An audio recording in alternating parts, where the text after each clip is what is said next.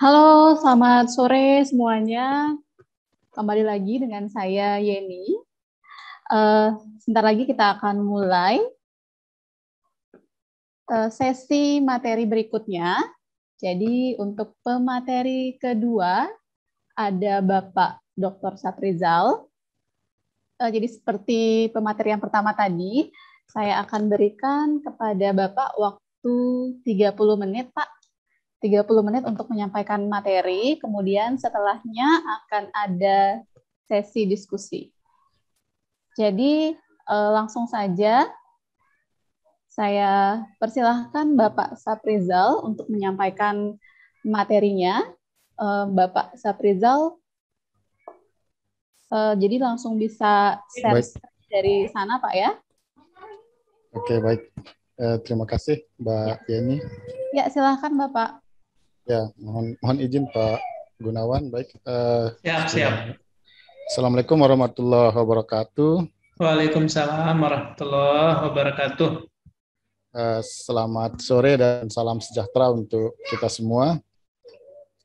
Alhamdulillah kita Bapak Ibu diberikan nikmat sehat, jadi kita bisa melaksanakan kegiatan ini dan salam kenal lah Bapak Ibu. Jadi kalau di kampus saya dipanggil Pak Ijal gitu. Dan saya kenal beberapa ibu guru yang hadir. Mungkin tapi ada beberapa mungkin yang tidak kenal dengan saya, ya salam kenal dalam kesempatan ini begitu. Jadi saya lihat ada Bu Yeni Rahmayanti, ada Bu Rohmi Masban, Ibu Hidmi dan seterusnya ya. Oke, baik, dalam kesempatan ini saya akan sedikit menyambung yang disampaikan oleh Pak Dr. Gunawan tadi, tapi lebih terkait ke dua topik, yaitu judul dan abstrak. Saya coba share screen dulu.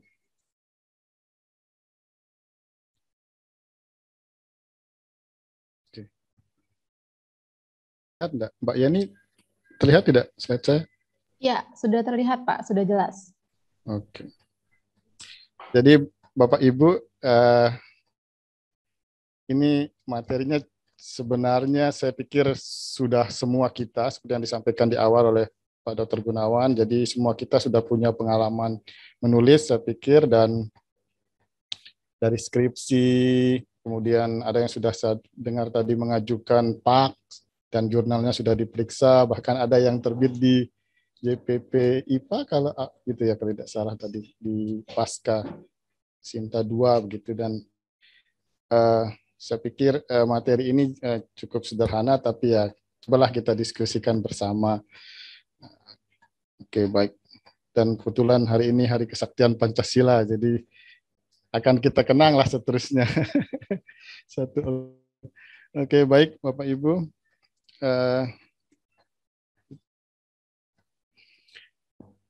Terkait dengan judul, jadi terkait judul ini ibaratnya halaman muka, atau ibarat kalau di kita itu wajah kita lah, wajah.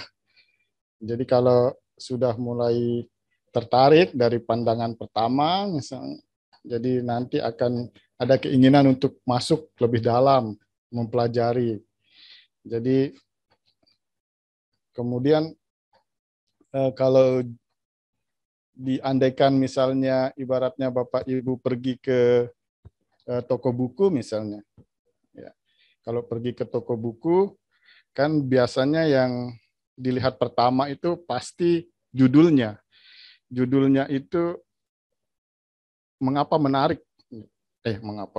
Mengapa judul itu penting? Jadi yang dilihat pertama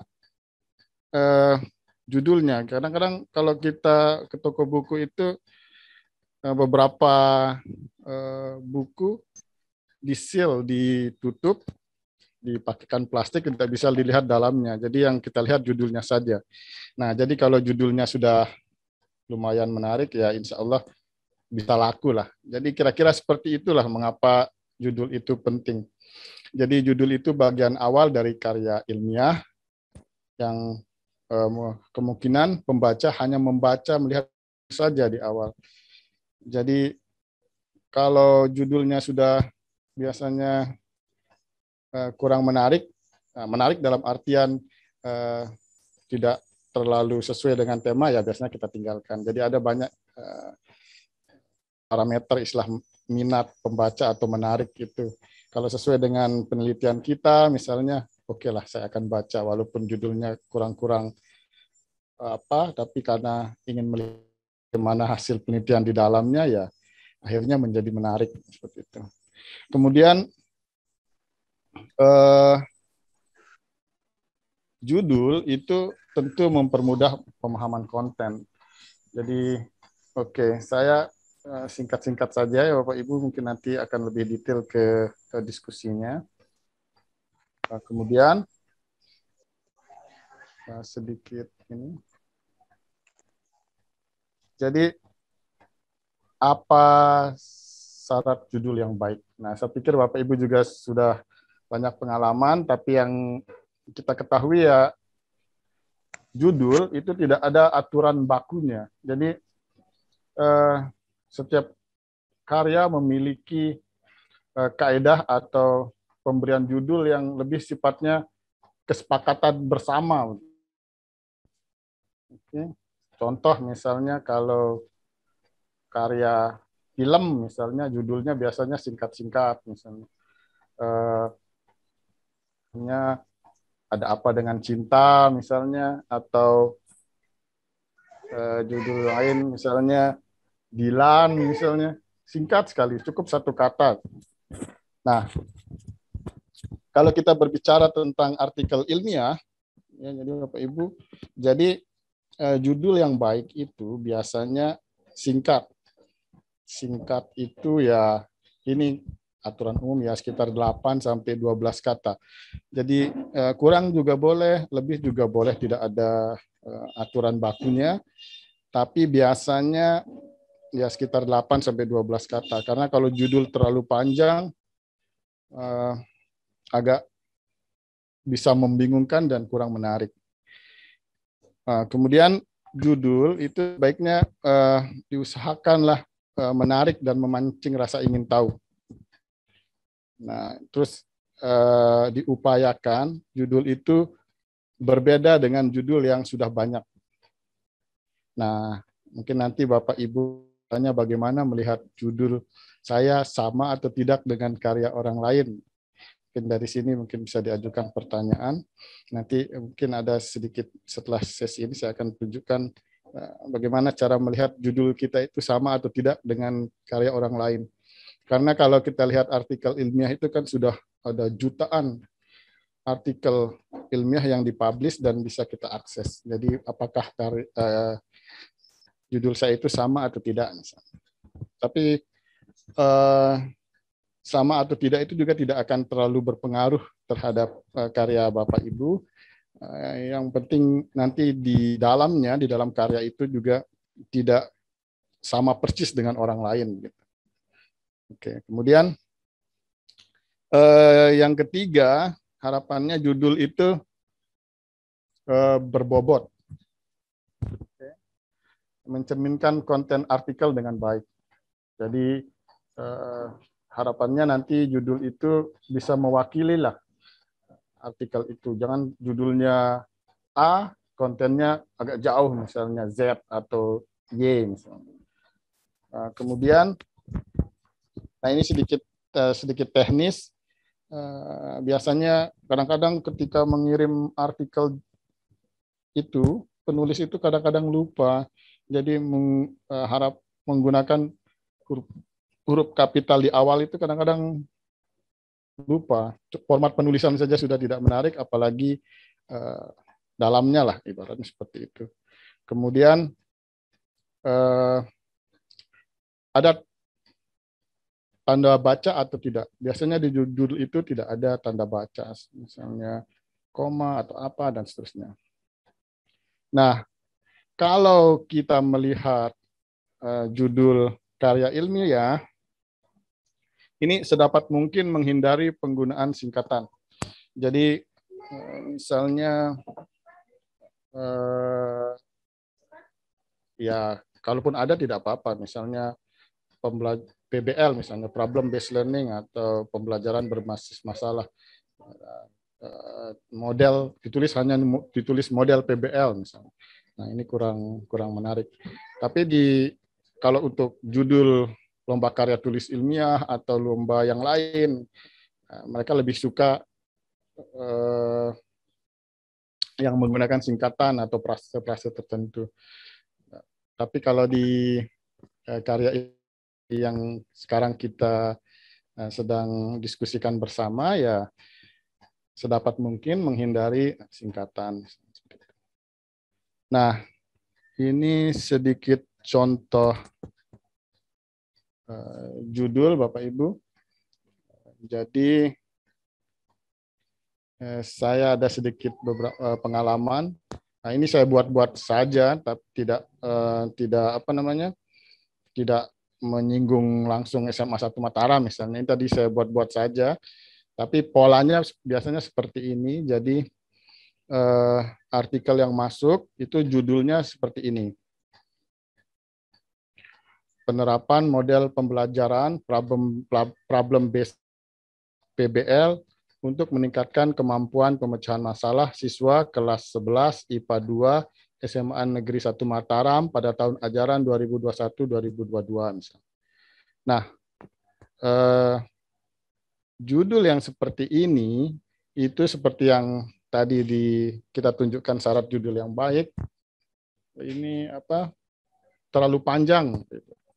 Jadi kalau semua diberikan di awal di judul, apa yang menarik? Jadi ada istilah loophole. Jadi kita ada lubang yang kita buat. Jadi nanti orang akan tertarik masuk ke lubang itu. Jadi kalau semua disajikan di judul, akibatnya judul terlalu panjang, informasinya terlalu lengkap, sisi misterinya, sisi menariknya itu tidak akan muncul, tidak akan sulit menarik pembaca begitu. Jadi judul yang seperti ini biasanya setelah melalui komentar reviewer, kemudian dikirim balik ke penulis, akhirnya nanti disederhanakan menjadi yang seperti ini. Kemudian contohnya penerapan model pembelajaran berbasis masalah. Nah, jadi yang bahasa Inggris ini dengan singkatannya di Indonesia. Kemudian kelas, nama SMA, tahun ajaran misalnya, itu ditiadakan. Nah, itu nanti akan bisa muncul di abstrak atau di metodologi, di badan dari artikel Bapak Ibu. Ya, seperti itu tentang judul. Oke, saya lanjut lagi sedikit tentang abstrak, karena sesi ini adalah tentang judul dan abstrak saja. Kan kita ada banyak sesi yang lain nanti. Tentang abstrak, jadi abstrak itu adalah versi pendek dari artikel. Harapannya abstrak ini akan memberikan gambaran secara umum, tapi dalam bentuk singkat si artikel kita. Jadi syarat abstrak yang baik, mohon maaf ini bukan judul, sorry. Tata tulisnya bagus. Jadi bukan judul, tapi syarat abstrak yang baik. Itu biasanya kita biasanya menulis dalam bentuk pertama, harapannya di abstrak itu ada gambaran umum. Nah, apa masalahnya? Kemudian dari masalah itu ada tujuan atau solusi yang ditawarkan seperti apa. Nanti di abstrak diharapkan ada metodologi, secara singkat digambarkan, kemudian ada hasil, dan ada kesimpulan singkat. Jadi, biasanya hal ini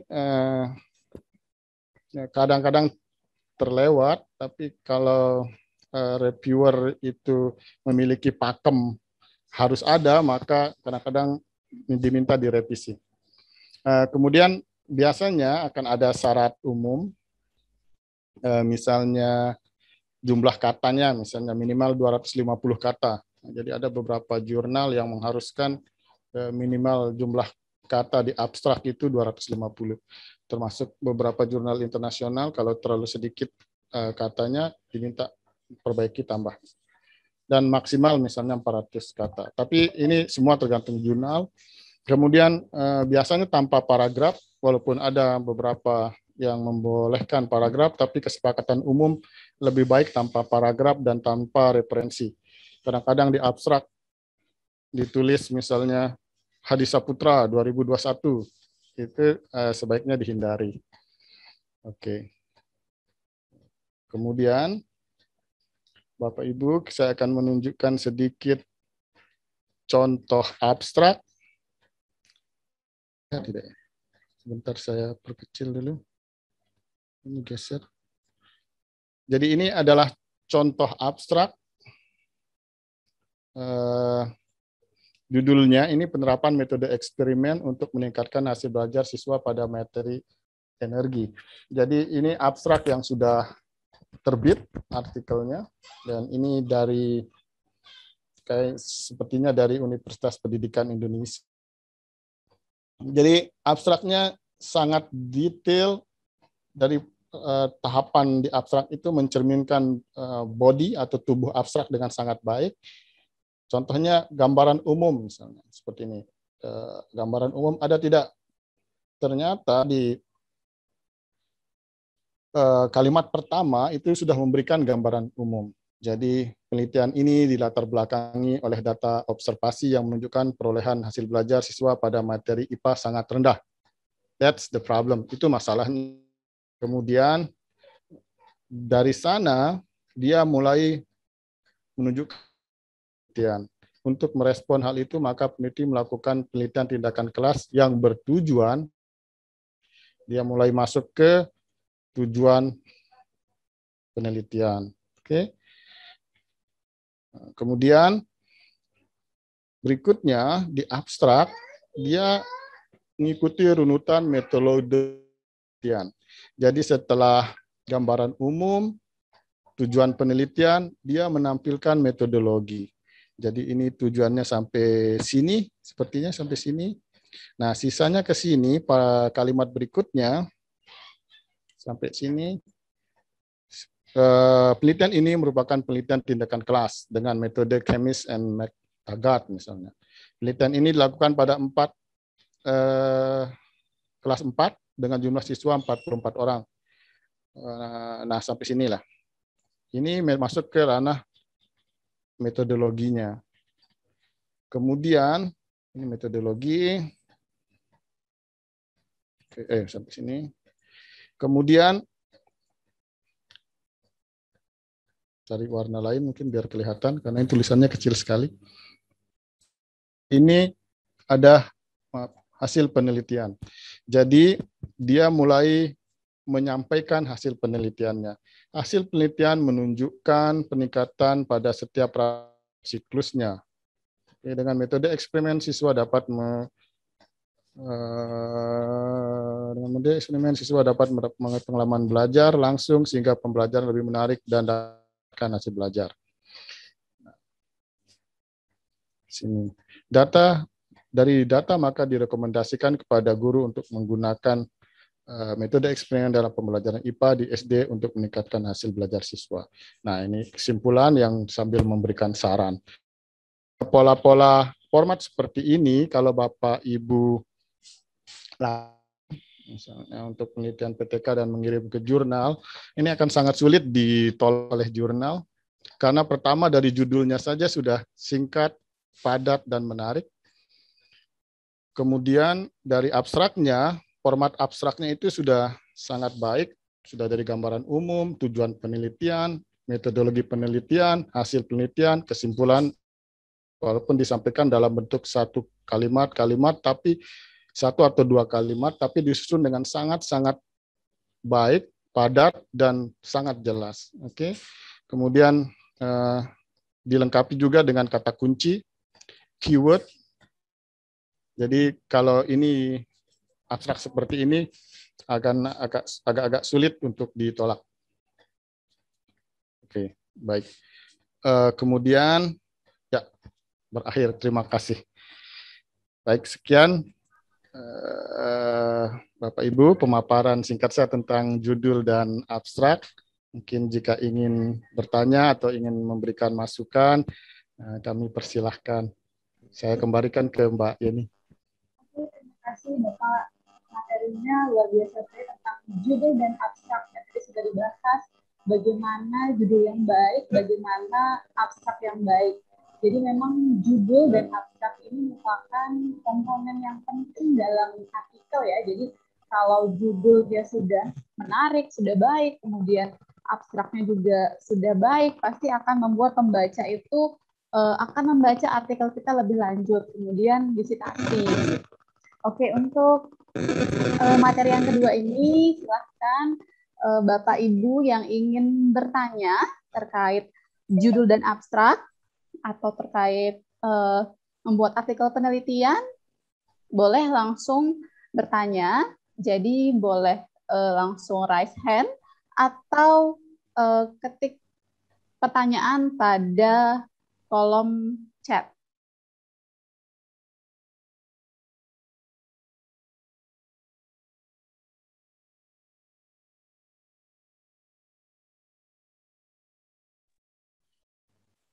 Oke, silahkan Bapak Ibu untuk pertanyaan untuk materi kedua, silahkan terkait judul dan abstrak ya. Jadi memang judul dan abstrak ini adalah komponen yang penting dalam sebuah artikel ya, supaya nantinya pembaca itu akan tertarik membaca artikel kita. Jadi judul dan abstraknya itu harus dibuat sebaik mungkin. Oke, silahkan Bapak Ibu yang ingin bertanya terkait abstrak dan judul, saya persilahkan. Saya akan kirimkan kalau yang minta materi. Oke, jadi saya untuk coba materi kirimkan. hari ini nanti akan dikirimkan.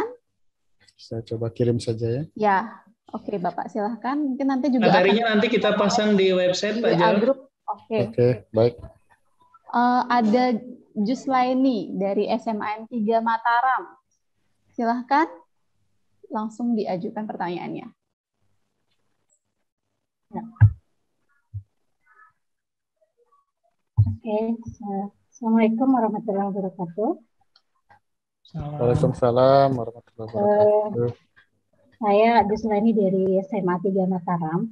Kebetulan saya guru bahasa Indonesia. Jadi kalau dibilang ini tadi rata-rata guru MIPA semua, Pak ya. Nah, saya ini guru bahasa Indonesia. Nah, yang menjadi pertanyaan saya, di bahasa Indonesia itu kebetulan ada materi karya ilmiah juga, Pak. Nah, pada bagian judul, di situ dalam beberapa pendapat ahli, jadi saya agak bingung menjelaskan ke siswa saya pada tahap penulisan judul.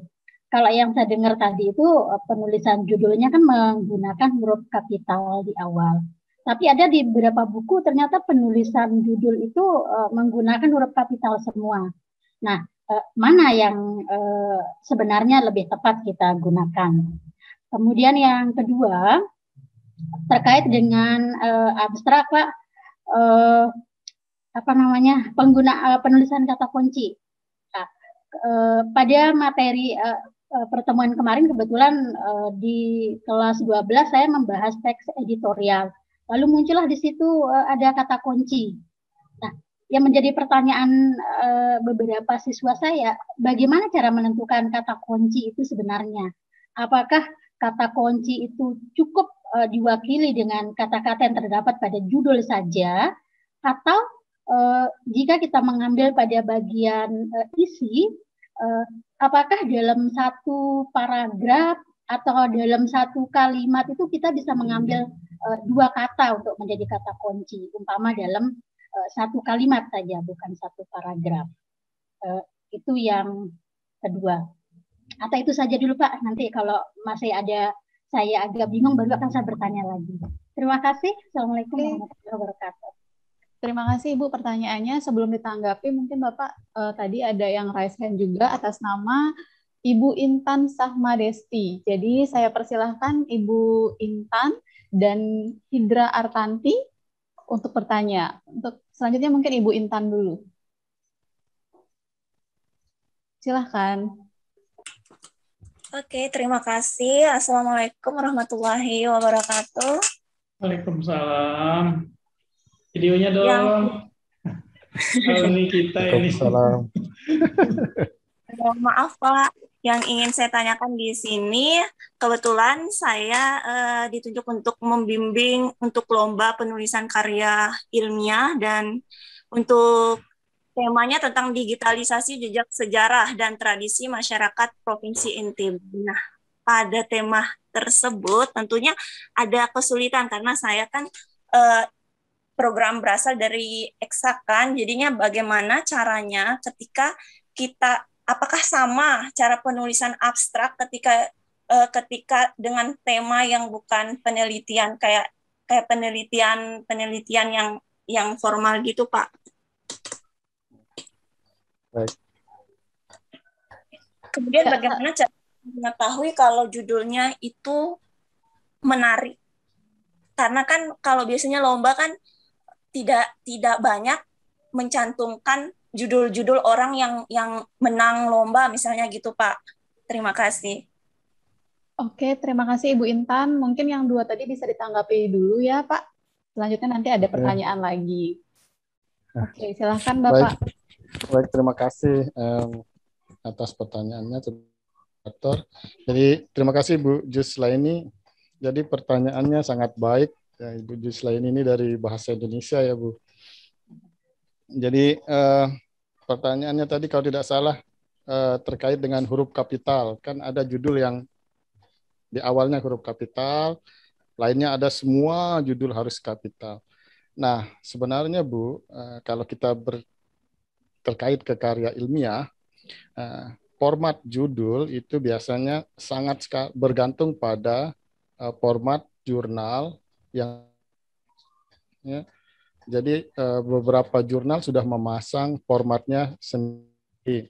Misalnya kalau Ibu mengirim ke jurnal saya, misalnya jurnal Pijar MIPA, itu biasanya huruf pertamanya kapital, kalimat berikutnya itu huruf kecil.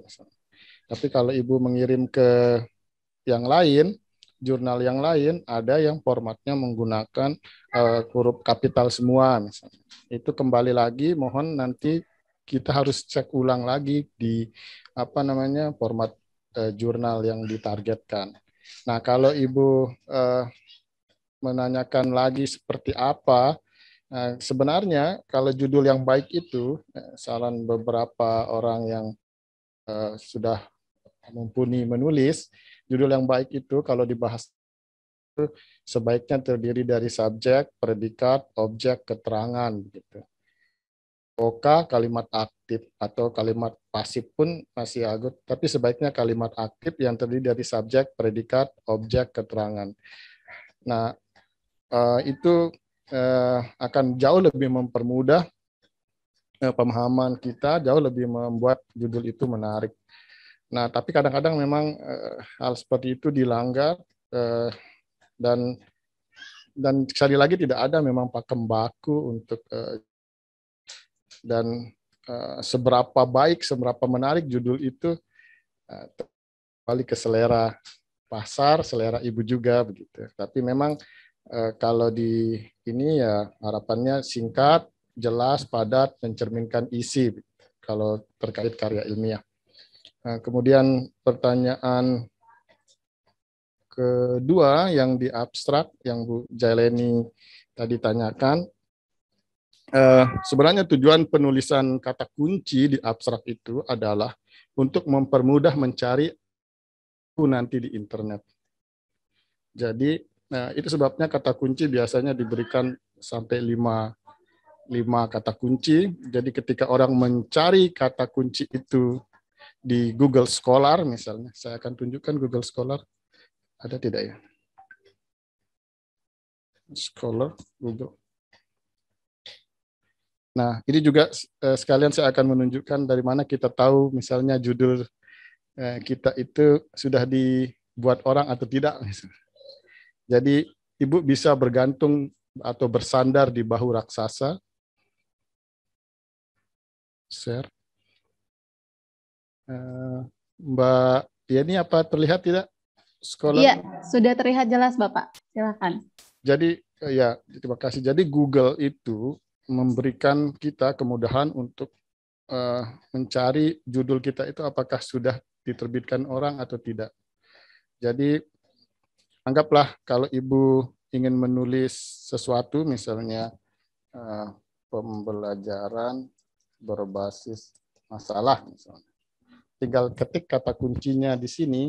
Nah, ini adalah guna kata kunci yang Ibu masukkan. Kita tunggu sebentar, Bapak Ibu. Sepertinya koneksinya lagi sedang tidak baik. Saya tambahin aja ya sambil nunggu Oke, Pak silahkan. Ijal gabung. Jadi memang kata kunci itu dibuat untuk kemudahan pencarian dalam mesin pencari di internet. Di dalam penulisannya ada beberapa pengelola jurnal yang mensyaratkan kata kunci itu sebaiknya tidak ada kata yang sama di judul. Ada yang mensyaratkan seperti itu, ada juga yang memberi kebebasan kata kunci itu disesuaikan dengan variabel di judul. Jadi kembali ke masing-masing template dan gaya selingkung di setiap jurnal. Sama tadi dengan pertanyaannya Bu Yusla ini sebelumnya, ada jurnal yang huruf besar semua, ada yang title-nya itu huruf awalnya saja yang huruf besar, ada yang hanya huruf awal di kata yang pertama saja yang huruf besar, dan itu tidak masalah sebenarnya. Kita tinggal mengikuti ke jurnal mana kita mengirimkan. Jadi kalau kita ingin mengirim ke jurnal A, ya kita ikuti ketentuan di jurnal A itu.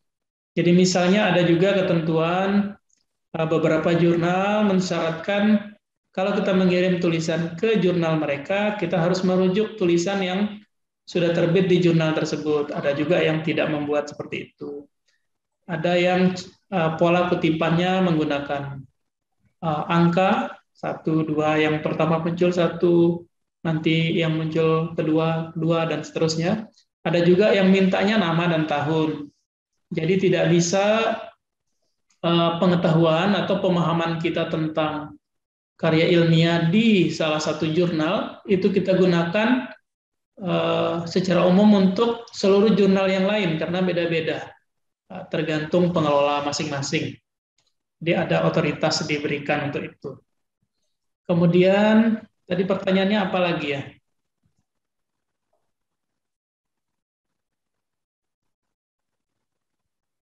Ya, itu aja mungkin Bapak. Selanjutnya sambil menunggu Pak Ijal, saya dipersilakan aja teman-teman lain bertanya. Iya, saya berikan kesempatan untuk penanya yang lain. Tadi sudah raise hand ada Ibu Hidra dan Bapak Muadin. Mungkin untuk Ibu Hidra, ya. Untuk Ibu ada pertanyaan Bu Intan tadi, ya. Apa sudah ditanggapi ya? Untuk Ibu Intan. Tadi ada pertanyaan Bu Intan, sudah ditanggapi oleh Pak Safrizal. Bu Intan ada tanggapan? Silahkan Ibu Intan jika ada tanggapan terkait pertanyaan yang tadi. Untuk yang penulisan abstrak dalam penelitian pendidikan seperti tesis, skripsi, mungkin saya ada gambaran, cuman kalau untuk penulisan abstrak, untuk kayak penelitian yang non-eksak, kayak sifatnya, kayak misalnya kayak jejak sejarah, kayak gitu, itu bagaimana model abstraknya, kemudian apakah model penulisannya itu ada bedanya nggak dengan penelitian untuk tesis, skripsi, dengan penelitian yang sifatnya yang non eksak atau yang sifatnya essay, itu modelnya kayak gimana? Apakah sama karya tulis essay sama karya tulis yang penelitian itu, Pak? Oke, terima kasih. Sebenarnya sih komponen abstraknya sama ya. Tadi ada misalnya dari Pak Safrizal menyampaikan gambaran umum di depan. Ada juga yang menulis dengan istilah yang lain, perlu latar belakang singkat. Jadi misalnya ada jejak sejarah, kita akan membuat latar belakang kenapa itu harus diangkat tema itu, kemudian tujuan penulisan kita apa. metode kita mengumpulkan data atau mengumpulkan data itu kan tidak selalu bentuk angka, jadi bisa juga bentuknya studi dokumen, bisa juga hasil wawancara dan seterusnya. Nanti metodenya tetap ditulis, metodenya apa, hasil dari penelitian kita atau dari studi literatur kita atau hasil dari wawancara atau survei kita itu apa juga kita tuliskan di sana. Kemudian tadi juga disebut ada kesimpulan, itu juga harus disertakan. Di jurnal-jurnal internasional itu biasanya ditambah satu item terkait kontribusi penelitian atau novelty. Jadi kalau misalnya kita misalnya ingin menambah di bagian akhir itu di penelitian social science misalnya kita ingin menambah rekomendasi untuk pihak-pihak terkait, semacam saran-saran, itu ada juga yang menulis begitu untuk keperluan essay ya. Jadi karena ada karakteristik yang berbeda ketika kita menulis essay, kalaupun dia juga karya ilmiah, itu ada ide yang kita sampaikan, ada ide kita yang ingin kita jual ke pihak, mungkin dalam hal ini panitia kalau dia lomba, atau ke jurnal kalau dia pengelola jurnal. Karena ada beberapa jurnal yang khusus dia menerima review, dia tidak menerima hasil penelitian, malah dia menerima hasil-hasil review, ide-ide baru dari pihak-pihak yang diundang. Biasanya yang diundang itu umumnya expert atau orang yang punya keahlian, atau kita ingin dapat tanggapan guru-guru dari daerah tertentu, kita undang mereka untuk menulis secara langsung ke situ. Jadi tidak terlalu, saya tidak membedakan kita di social science atau kita di rumpun saintek. Kenapa kita membuka ruang? Ada teman-teman juga yang ngajar bahasa Arab bergabung, ada yang bahasa Indonesia, ada yang sosiologi, dan tidak apa-apa, karena yang kita belajar kan bukan pada kontennya. Yang kita pelajari itu bagaimana menulisnya. Jadi apapun bidangnya ya silakan menulis di bidang masing-masing dengan pola itu mengikuti jurnal tujuan masing-masing. Begitu Bu Intan. Ya Pak, terima kasih banyak Pak. Oke, saya rasa cukup. Sudah jelas sekali tadi yang disampaikan oleh Bapak Gunawan. Selanjutnya saya persilahkan, tadi ada yang bertanya, Ibu Hidra. Oke, silahkan Ibu Hidra. Assalamualaikum warahmatullahi wabarakatuh. Saya Hidra Waalaikumsalam Akanti, warahmatullahi wabarakatuh. dari SMA 9 Mataram. Ada satu yang ingin saya tanyakan dari awal tadi, yang saya tangkap bahwa menulis judul itu dilakukan di awal sebelum kita menuliskan karya ilmiah atau sebuah karya tulis. Ya. Tetapi berdasarkan pengalaman saya pribadi, karena ketidaktahuan saya atau mungkin pengalaman, itu saya lebih sering menulis judul itu, terutama ketika saya menulis artikel-artikel populer, itu lebih sering saya fix menentukan judul itu setelah saya selesai menulis. Dan itu bisa mewakili isi dari tulisan saya. Nah, saya mohon penjelasannya bagaimana dengan Terima cara kasih, penulisan judul seperti itu. Terima kasih. Bu Hidra. Ada dua hal yang harus kita bedakan. Jadi yang pertama, saya termasuk yang pola kerjanya mirip pola kerja Bu Hidra. Jadi saya pertama itu biasanya menulis itu referensinya dulu. Karena kan kita dapat ya, jadi dari buku-buku referensinya kita data 1, 2, 3, karena kita juga tidak ingin nanti papernya sudah kita tulis ternyata ada yang kelewat referensi dan seterusnya. Yang saya maksud tadi, dua hal yang perlu kita bedakan adalah tadi ada statement kita menulis judul di awal karena memang struktur tulisan itu judul depannya, judul baru afiliasi penulis, baru abstrak, kata kunci, latar belakang, seterusnya sampai ke attachment ya kalau ada. Ada juga beberapa yang sampai lampiran, ada juga yang sampai referensi saja. Terkait dengan beberapa hal yang lain, itu kan struktur cara kita menulis di dalam struktur sistematika tulisan. Bilin, Pak. Kemudian Tukung.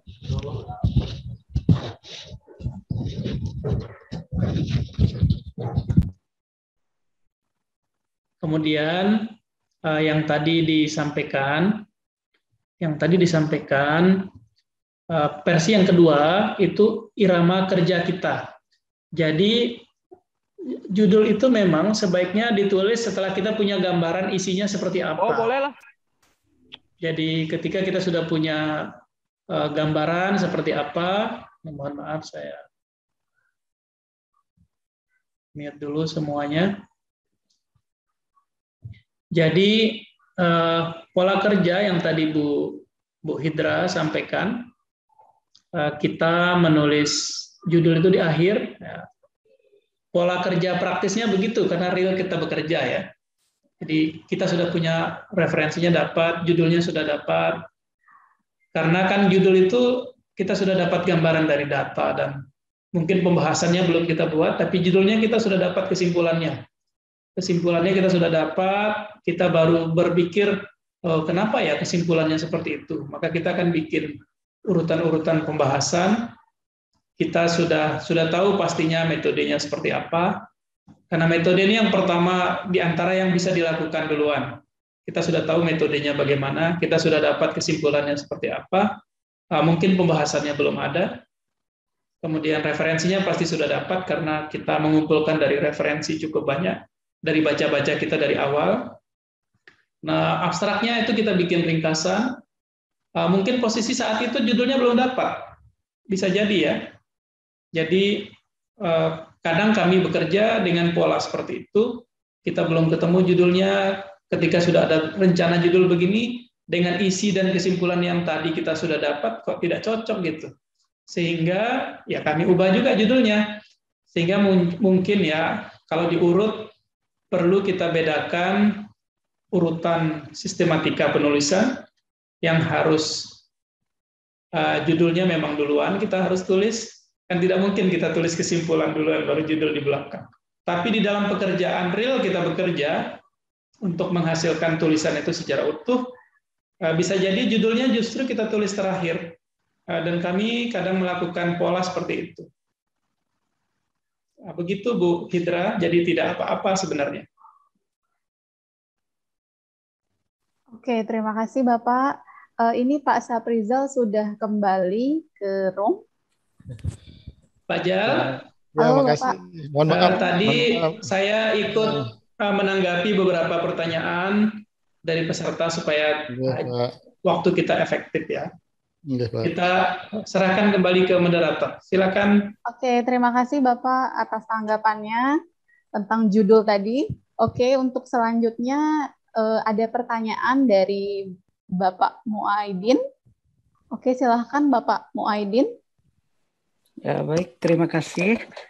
Terima kasih atas kesempatan yang diberikan pada saya untuk Pak Dr. Saprizal. Di sini saat kita mengajar tentunya banyak sekali ide-ide dan pengalaman kita dalam mengajar begitu Pak. Nah cuman ketika kita mau menerapkan ide itu ke dalam bentuk judul, nah bagaimana cara langkah-langkahnya gitu ya sehingga menjadi suatu judul yang baik gitu ya, judul yang baik dan sehingga sesuai dengan metode yang ada gitu. Mungkin itu pertanyaan dari saya, Pak. Terima kasih. Wassalamualaikum warahmatullahi wabarakatuh. Ya, terima kasih Bapak. Silakan Pak Saprizal ditanggapi. Ya, baik. Terima kasih Pak Muaidin. Pertanyaannya sangat baik. Jadi Bapak memiliki banyak ide, itu sudah pertanda baik. Itu artinya banyak paper yang akan dihasilkan, ya Pak ya, banyak artikel yang akan bisa dihasilkan. Nah, memang kalau kita kembali ke judul, ada beberapa orang yang menentukan judul terlebih dahulu, baru bisa jalan, Pak. Jadi mungkin sudah dijelaskan tadi juga oleh Pak Gunawan, saya sempat. Jadi polanya itu kadang-kadang judul di awal, tapi nanti judul itu nanti akan berubah di akhir-akhir kadang-kadang Pak, untuk kalau dapat data baru misalnya dari hasil temuan, oh, kok ada ini, kok ada variabel ini. Nah, itu baru judulnya berubah Pak.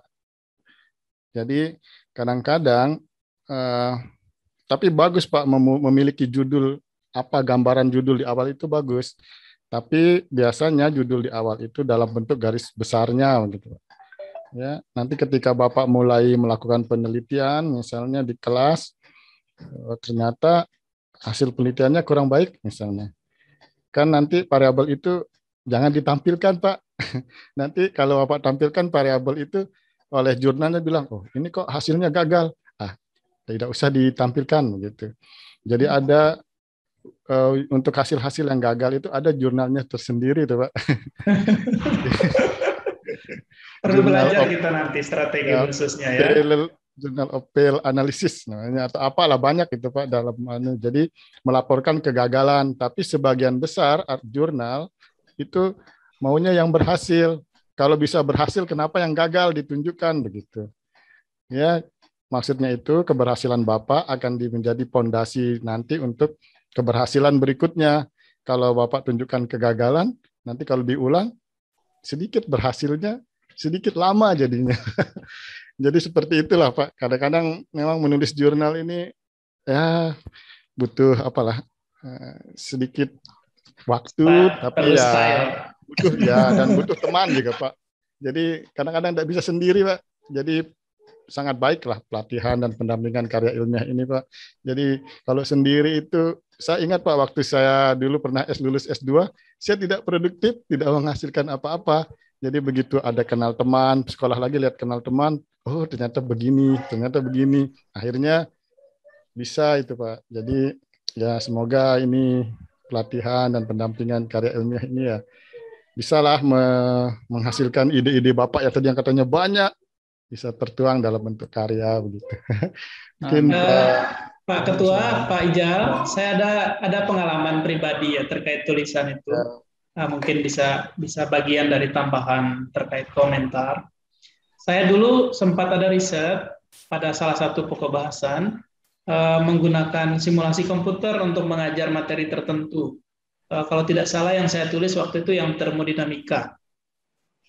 Jadi kita belajar simulasi komputer pada materi termodinamika. Judulnya saya ingat waktu itu dalam bahasa Inggris, kurang lebih judulnya pengaruh penggunaan simulasi komputer untuk terhadap penguasaan konsep termodinamika, kurang lebih begitu. Kemudian di kesimpulannya itu ternyata karena materi termo itu kan persamaannya cukup dominan, cukup banyak, hasilnya itu nggak ada pengaruhnya.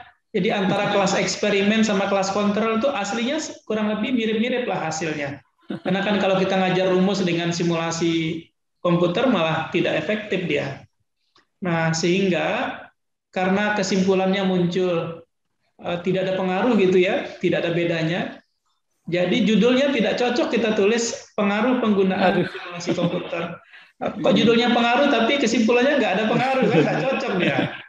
Nah, sehingga waktu itu kami menyesuaikan judulnya itu sehingga ada sisi novelty yang kita bahas, bisa kita tonjolkan, oh ternyata karakter materi ini cocok dengan komputer, ada yang tidak cocok. Sehingga judulnya kami ubah, baru bisa terbit dia. Nah, ini mungkin riwayat perjalanan judul itu bisa berubah-berubah, sehingga tadi mungkin muncul mirip-mirip ya. Karena kesimpulannya kita sudah tahu, tidak ada pengaruh, oh, jangan judulnya pengaruh apa terhadap apa, padahal kesimpulannya nggak ada pengaruh.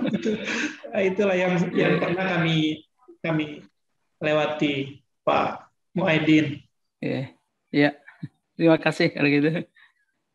Ya, terima kasih tanggapannya Bapak. Mungkin memang judul itu bisa dibuat di awal, tetapi nanti pada akhir itu akan dikoreksi lagi supaya jadi lebih bagus, lebih menarik lagi, begitu mungkin Pak ya? Ya, oke. Untuk selanjutnya di kolom chat ini ada pertanyaan dari Ibu Marlina. Apakah semua KTI harus ada abstraknya? Artikel dalam pikiran saya itu tulisan singkat dan sederhana. apakah kita buat abstraknya? Begitu Pak. Pertanyaan dari Ibu Marlina. Oke, silahkan Bapak ditanggapi.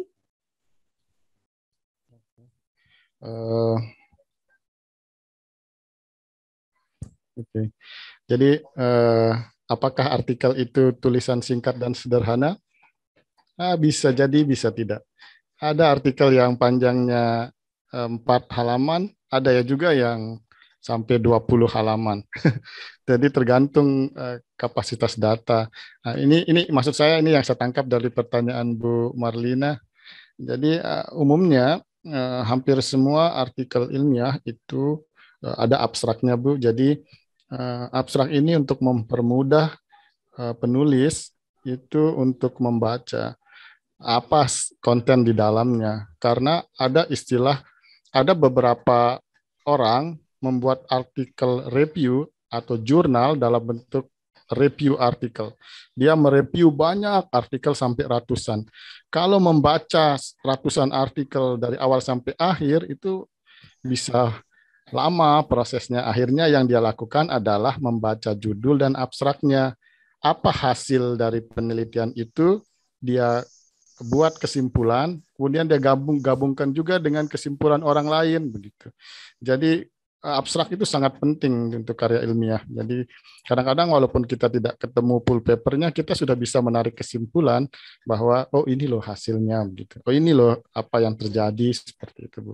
Jadi memang setiap artikel ilmiah, artikel yang nanti dipublish di jurnal, harapannya haruslah paling tidak memiliki abstrak untuk mempermudah penulis gitu.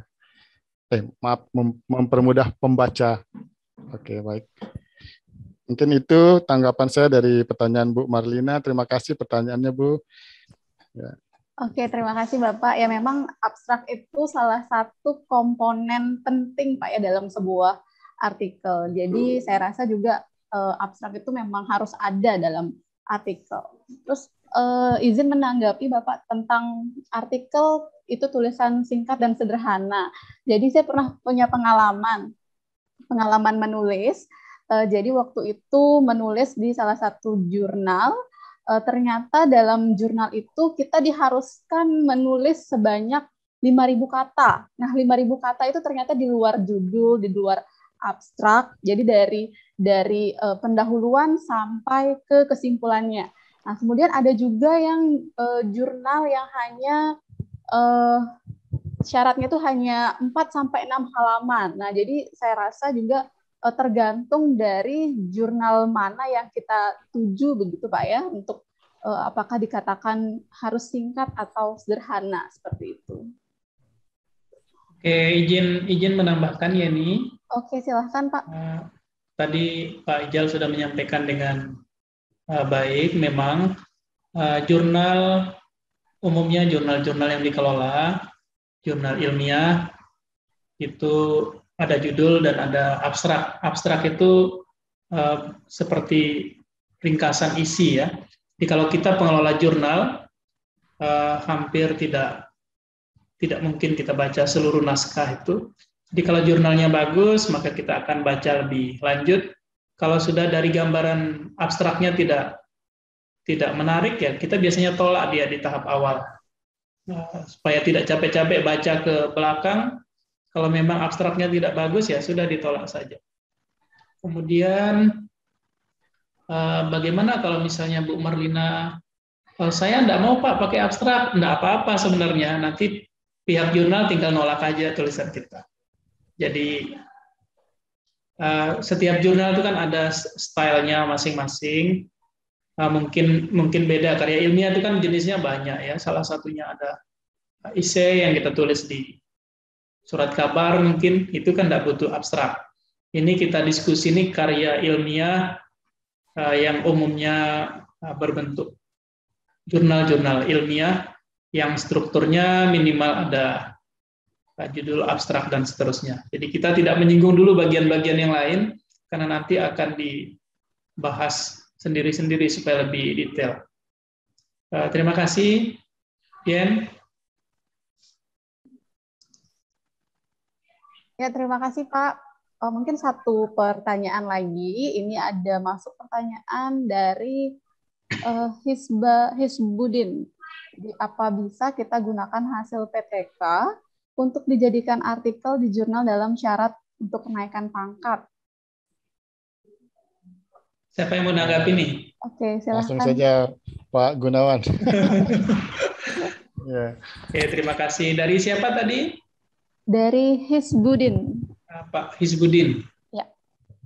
Jadi di kami juga di kampus itu ada laporan penelitian. Kemudian laporan penelitian itu boleh kita jurnalkan. Jadi kalau laporan penelitiannya sudah ada, dia nilainya lebih kecil. Kalau misalnya bisa dijurnalkan, nilainya lebih besar. Jadi pertama ada beberapa keuntungan Bapak menggunakan versi jurnalnya. Yang pertama, yang dikumpulkan dokumennya lebih sedikit, tidak terlalu tebal-tebal kita kumpul. Karena kalau jurnal kan lebih sedikit. Halamannya mungkin 4, ada yang 6, ada yang 8, ada yang 10. Ada juga kalau kita mengumpulkan laporan penelitiannya tentu lebih banyak dia. Dari covernya sampai ke lampiran, lebih tebal. Kemudian dari sisi angka kredit, juga angka kredit jurnal itu lebih tinggi dibanding laporan penelitian. Posisinya begitu. Hanya tidak boleh kita gunakan sekaligus dua-duanya. Jadi data yang sama Bapak gunakan untuk keperluan pangkat bersamaan, ini ada laporannya, ada jurnalnya, itu nggak boleh, karena datanya sama. Nah, kalau misalnya laporannya sudah pernah digunakan, kemudian ada bagian dari laporan itu, ada data-data yang menurut teman-teman penulis, Bapak Ibu guru menarik, ya enggak apa-apa ditulis lagi jadi jurnal, sehingga mungkin banyak orang lain baca, bisa disitasi, dan seterusnya. Jadi tidak masalah sebenarnya. Nanti sesi ini, Bapak Ibu, sesi terkait angka kredit, karya ilmiah yang dengan angka kredit, kita akan undang nanti khusus di sesi ke-4 itu untuk kita undang penilai-penilainya. Nanti Bapak Ibu langsung tanya, kenapa itu ditolak, kenapa, apa saja yang bikin itu ditolak, supaya tidak ditolak seperti apa, itu nanti ada sesinya khusus. Kami sudah bikin detail dan melibatkan mitra-mitra yang memang khusus menangani itu, yang dari dinas maupun tim dari kampus yang menjadi penilai, dan tim LPMP provinsi yang memang terlibat dalam proses penilaian itu, supaya Bapak Ibu mendapatkan info yang lengkap. Jadi kami ingin memfasilitasi supaya info yang diterima itu lengkap, begitu saja. Terima kasih. Oke, terima kasih Bapak Gunawan. Kita berikan satu kesempatan lagi Pak ya, karena ini sudah ada yang raise hand dari tadi. Jadi satu penanya lagi sebelum kita akhiri. Ini ada Bapak Juslaini, apa mau bertanya? Ada dua. Ada dua. Ini yang baru raise hand kedua ini enggak berani, kita enggak kasih kesempatan ini. Iya. Bisa kualat kita. Iya ya. Oke, silahkan Bapak Juslaini.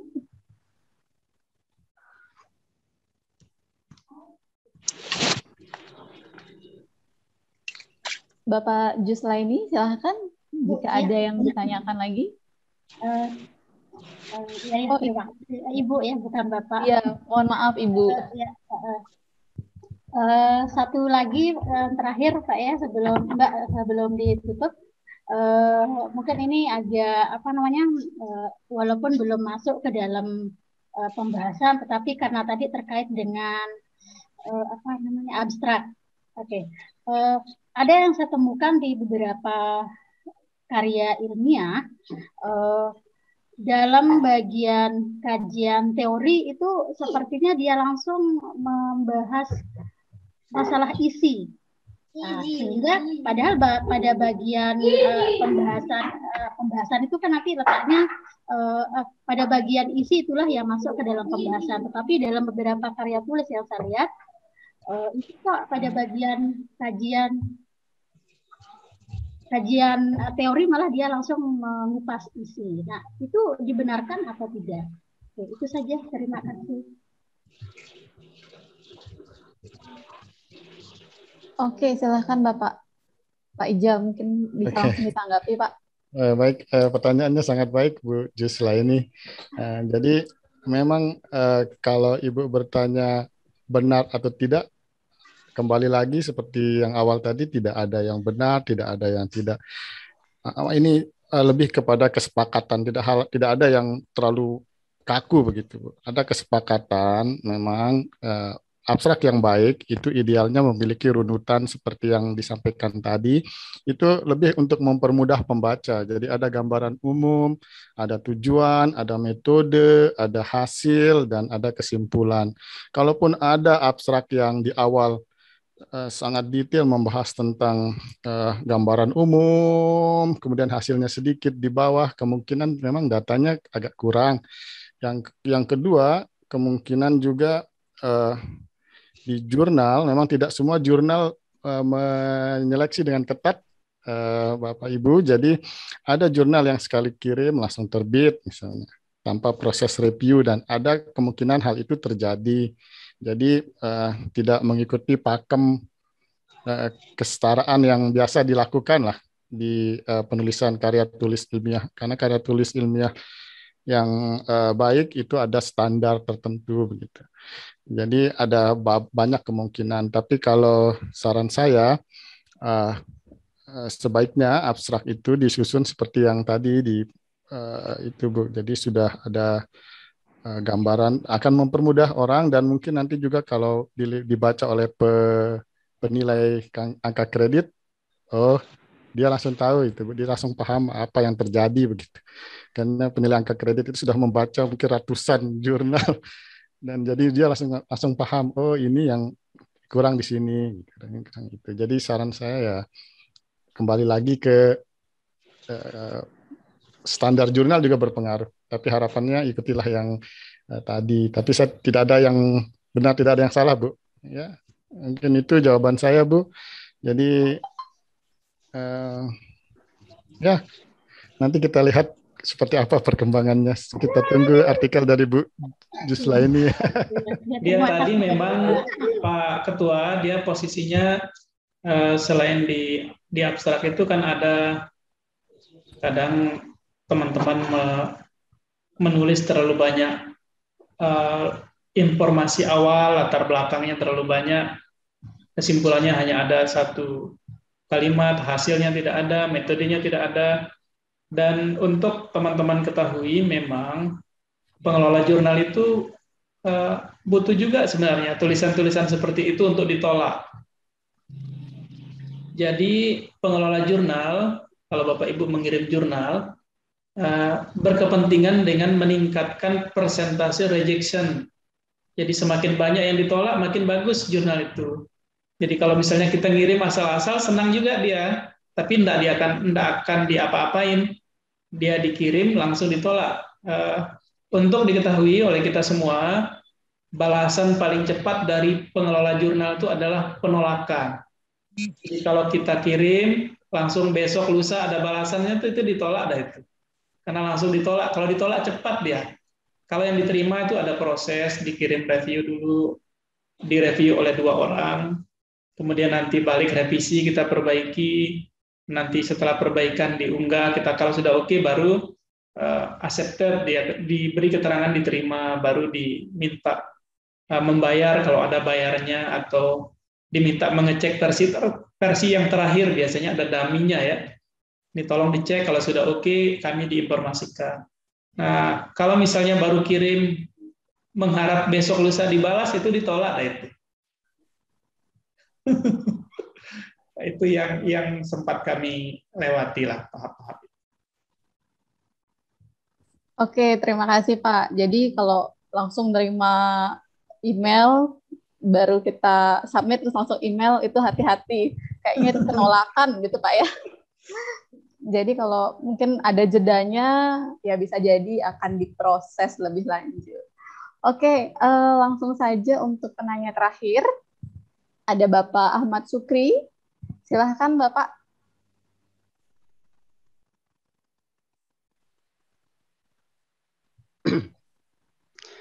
Bismillahirrahmanirrahim. Assalamualaikum warahmatullahi wabarakatuh. Waalaikumsalam warahmatullahi wabarakatuh. Ustaz. Maaf, jadi saya punya dua pertanyaan, Pak Dr. Gun sama Pak Dr. Safrizal. Pertama, ada ungkapan yang mengatakan bahwa buatlah diri Anda dipaksa supaya terpaksa, kemudian kalau Anda terpaksa jadi bisa, lalu menjadi terbiasa dan luar biasa. Nah, kita guru-guru SMA ini karena lingkungan yang tidak mendukung, maka kita masih pada tahap belum bisa sebetulnya, masih harus dipaksa dan supaya terpaksa.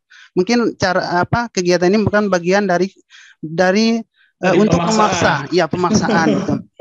Nah, terkait dengan itu tadi kan kalau sudah bisa terbiasa jadilah orang-orang yang luar biasa. Nah, dalam hal ini saya ingin bertanya bagaimana membuat diri kita punya naluri yang tinggi dalam menulis sehingga kita punya sensitivitas yang tinggi. Artinya begitu ketemu masalah kita ingin menulis. Karena sebetulnya banyak sekali kita bertemu masalah di sekolah tapi artinya untuk menulisnya itu keinginan menulis itu tidak ada. Artinya bagaimana, saya ulang lagi, bagaimana caranya meningkatkan sensitivitas untuk menulis di dalam lingkungan yang tidak mendukung. Kan misalnya kalau kita tanya teman sesama guru kadang-kadang ya sama saja seperti itu. Ya, saya itu tipenya sama dengan Pak Suryadi tadi, tidak mau mengusulkan kenaikan pangkat kalau hasil copy paste atau dibuat oleh orang. Saya harus buat sendiri, itu yang saya pegang sampai hari ini supaya kenaikan pangkatnya berkah. Kemudian yang kedua, misalkan saya ingin membuat PTK tentang fisika yang sering menjadi kendala kemudian berhenti, misalkan sudah punya judul, saya mungkin ke Pak Dr. Gunawan ini yang lebih tahu karena kebetulan sama-sama fisika dengan saya. Misalkan saya ingin mengadakan penelitian PTK tentang kinematika gerak lurus.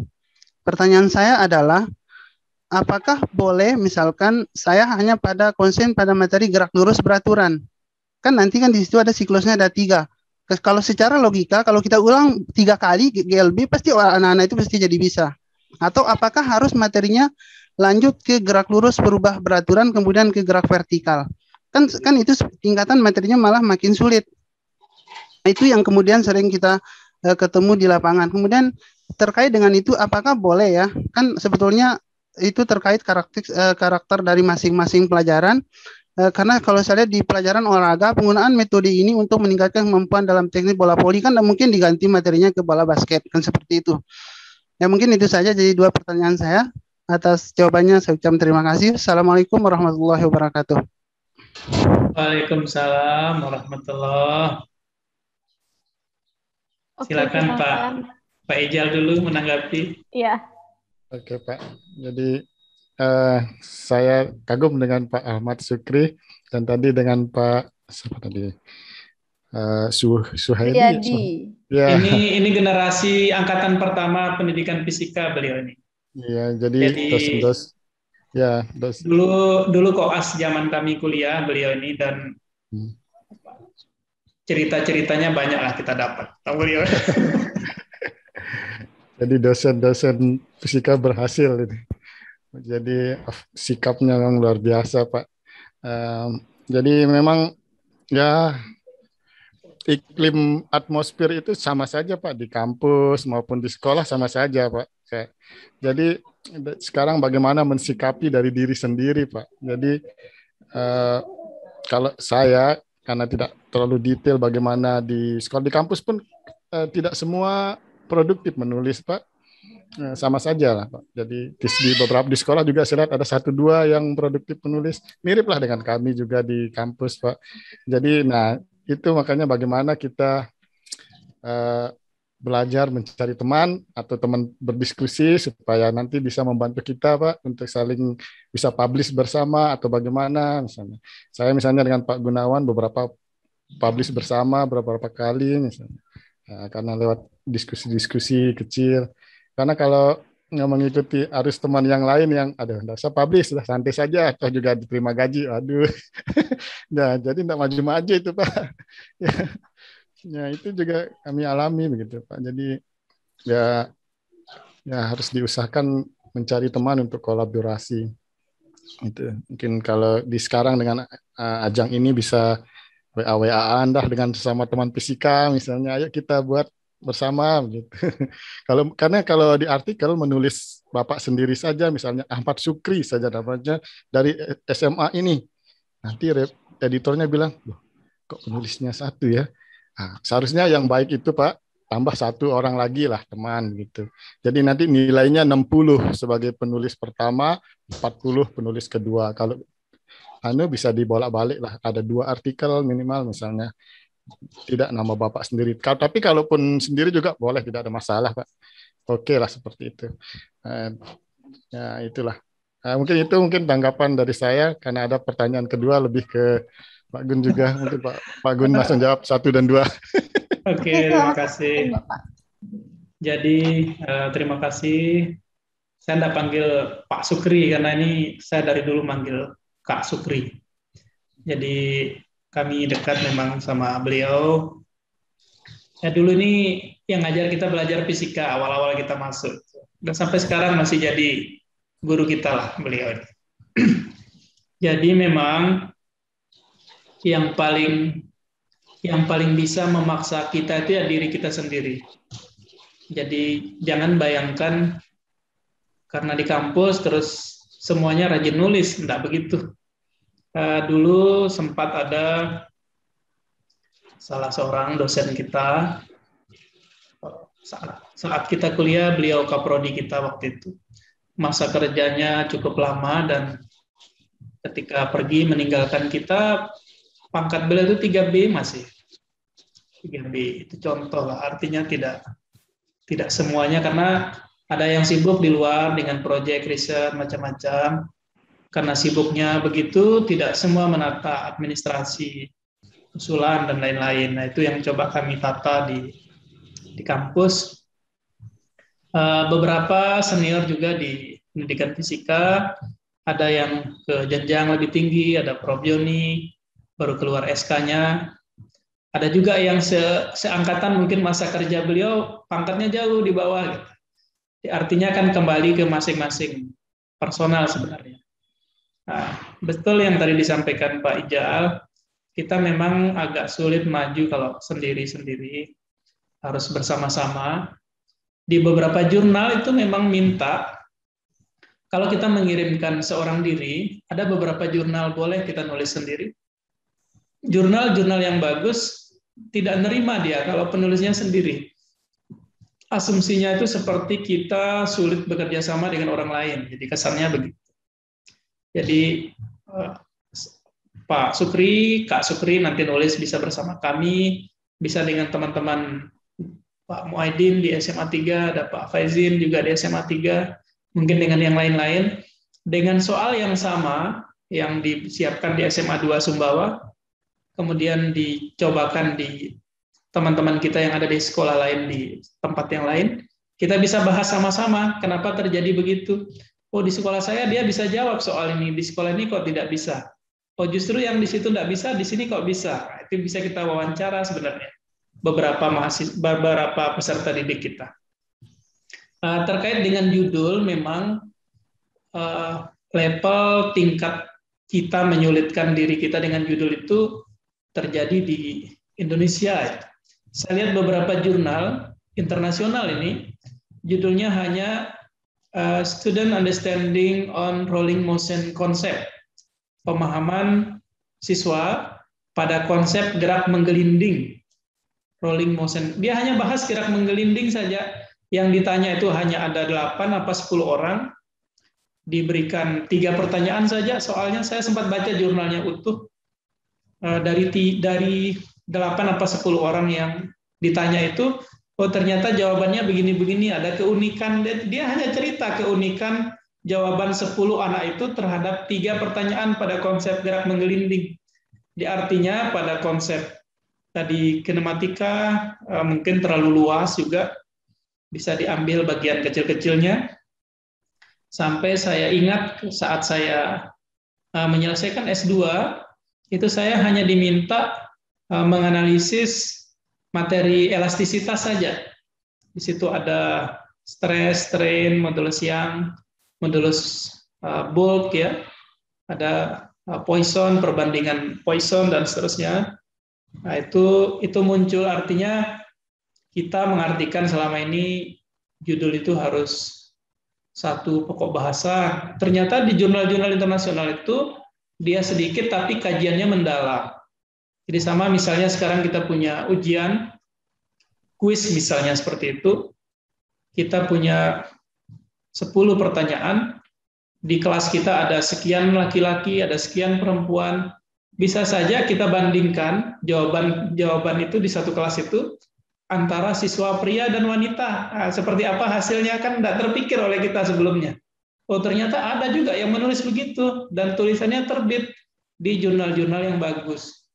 Jadi semakin banyak memang kita baca, semakin dapat kita gambaran bahwa oh ternyata yang selama ini saya pikirkan susah-susah itu enggak begitu juga gitu.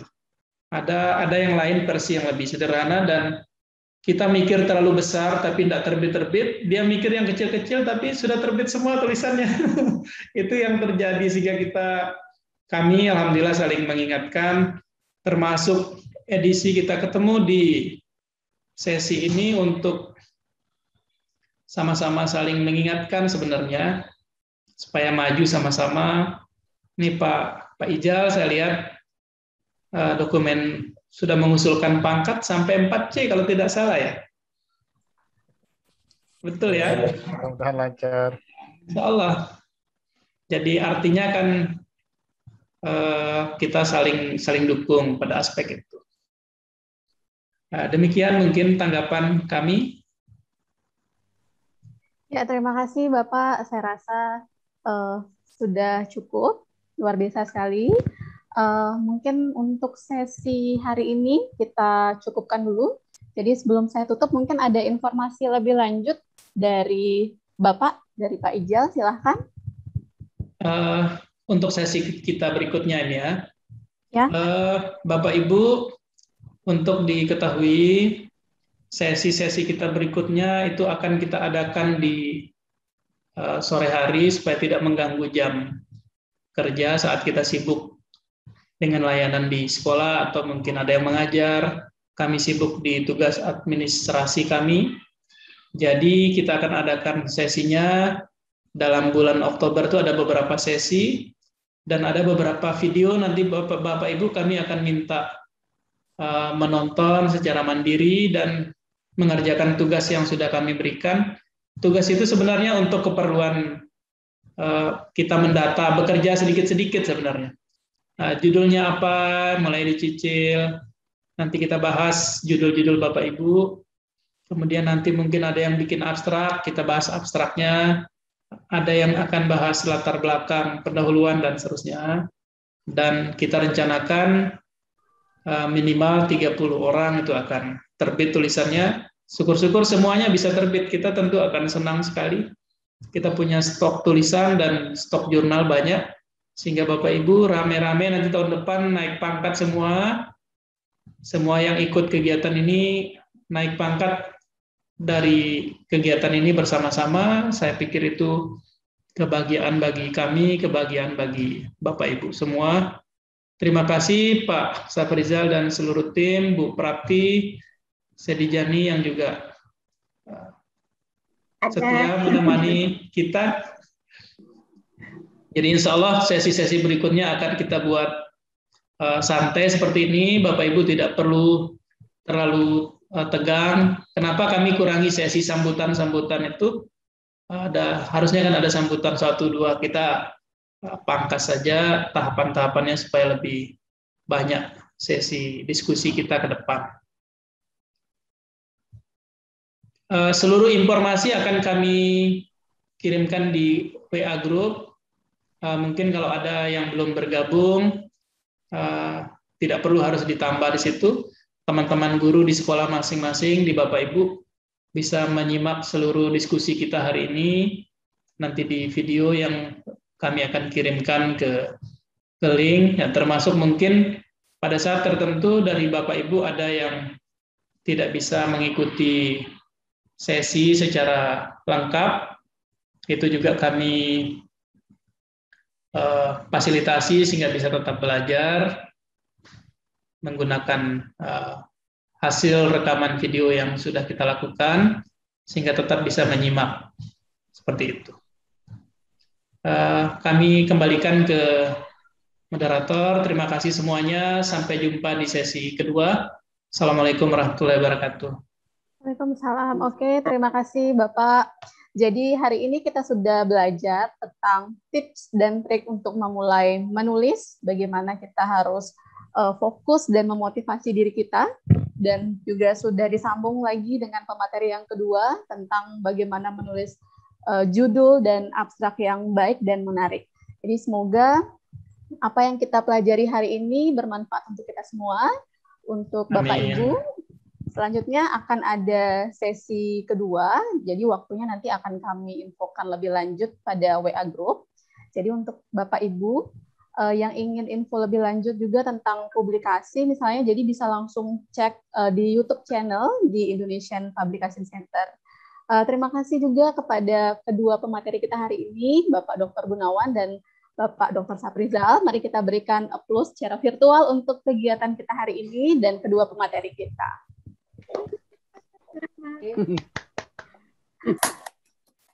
Oke, terima kasih Bapak Ibu atas kehadirannya pada sesi 1 hari ini.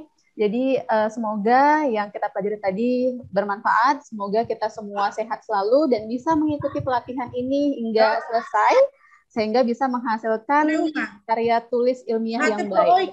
Sekali lagi Bapak Ibu terima kasih, saya selaku moderator minta maaf jika ada kekurangan. Selamat sore dan salam sejahtera untuk kita semua. Semangat membaca dan semangat menulis. Terima kasih. Terima kasih. Terima kasih Bapak Ibu. Terima kasih. Assalamualaikum. Assalamualaikum warahmatullahi wabarakatuh.